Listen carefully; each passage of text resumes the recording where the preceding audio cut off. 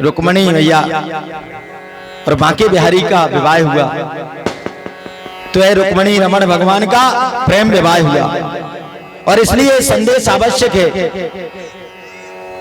श्रीमद् भागवत कथा को देख करके सुन करके लोग अनेक बार जो शास्त्रों को सही तरीके से नहीं समझ पाते हैं तो युवा पीढ़ी भटक जाती है।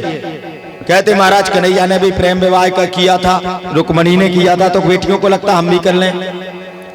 तो इसको समझ लें, रुक्मणी ने अवश्य ही श्री कृष्ण से प्रेम विवाह किया, लेकिन वहां पर उस पक्ष को जाने।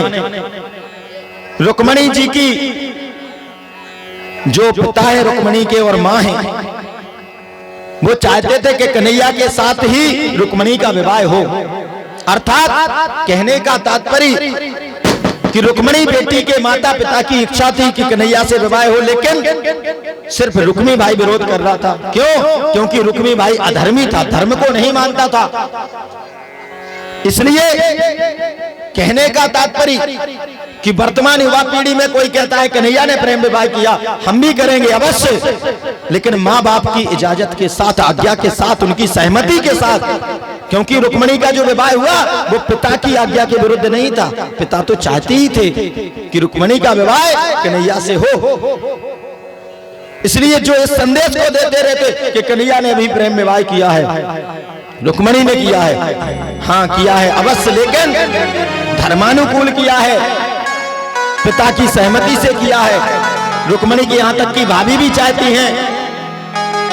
इसलिए और दूसरी बात, रुक्मणी सदा सदा से उस कन्हैया की हैं, वो लक्ष्मी पति हैं और वो लक्ष्मी स्वरूपा हैं। नारायण लक्ष्मी सदा सदा से एक दूसरे के हैं, सदा रहेंगे, वो दो नहीं एक ही हैं।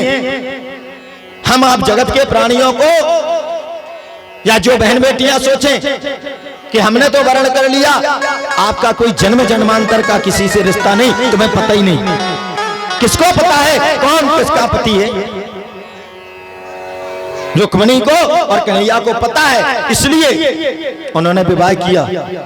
इसलिए जो भी कार्य भगवत की लीला है उसको सही तरीके से अवश्य समझें, एक माताएं बहनें।